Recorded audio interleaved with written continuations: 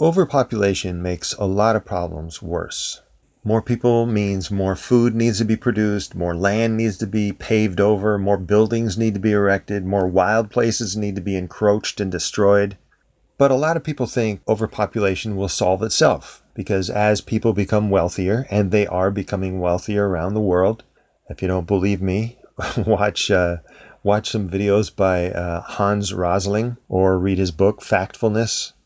A lot of our opinions about what's happening in the world are wrong and mistaken, partly because of the way the media covers things and partly just because it's outdated. Things have changed even in the last 20 years. And anyway, so poverty is dropping around the world. And when it drops, when people become a little wealthier, they tend to have fewer children.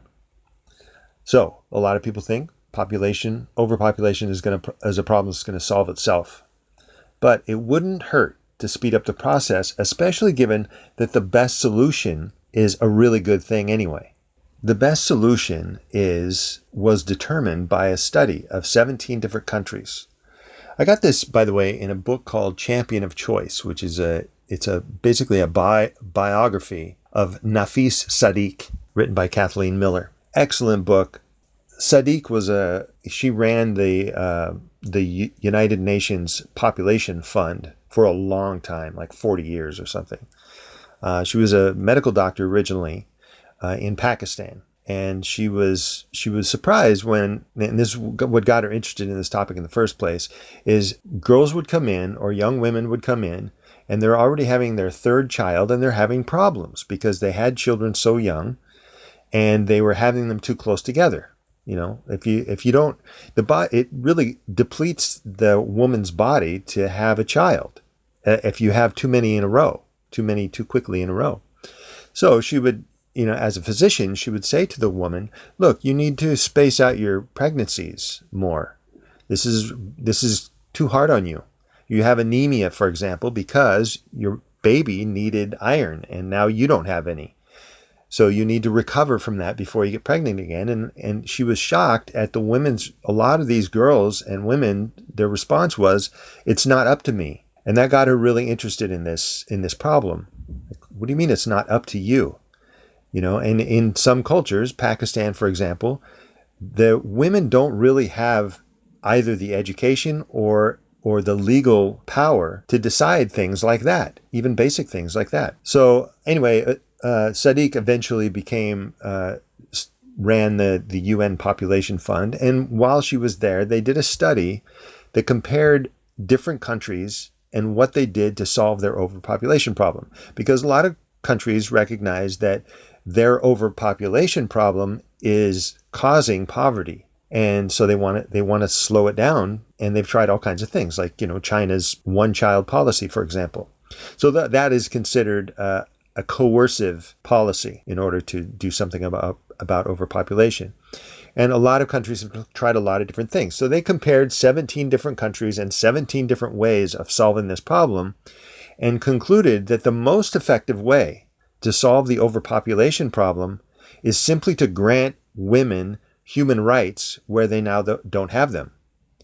Wherever women get the right to have as much education as men, or as much power to decide things as men, as much political power as men, wherever women get the same rights as men, population drops. Because as it turns out, when women have the choice, they don't choose to have 8 children. They would rather have fewer children and put more resources into those children's education and upbringing. Generally speaking, that is the case. So when women get the power to vote or decide for themselves what they're going to do with their own bodies, population growth slows or reverses. So that is a simple solution to overpopulation, is granting women human rights. So what can you do about it? You want to do something about overpopulation? What can you do? There are, in fact, a lot of organizations that try to empower women and girls around the world and to try to help get them human rights where they now don't have them. And I'm gonna list a few here. I'm just going to tell you names of a few organizations, but you can look into it, or you can go to my website, adamleekahn.com, and just look up Overpopulation Solved, and you'll see links to these and videos to some of these. And places where you can sign up and stuff. But these organizations need volunteers. Of course, they need money, and they need other people to know about it. So share, they're on Facebook and Instagram, and so you can share their posts with other people, turn other people onto it, and you can, volunteer and give them money and stuff like that. So here are the organizations. One's called the Girl Effect. One's called Girl Rising. Chime for Change. Global Campaign for Education. Global Partnership for Education. And Girl Up. Also, I believe that any conversation about environmentalism or climate change or pollution or any of a number of global problems, whenever those conversations come up, overpopulation should be in that conversation as a significant contributor to these problems. The reason that they're burning the Amazon rainforest is so that they can have pasture land for cows, because there's a greater need. As the world is becoming wealthier, more people want to eat meat. And so people that were largely vegetarian in China and India before now want to eat meat. So there's a greater demand for meat. And every time somebody else is born, there's an even greater demand for food of some kind, which needs land where that food can be produced.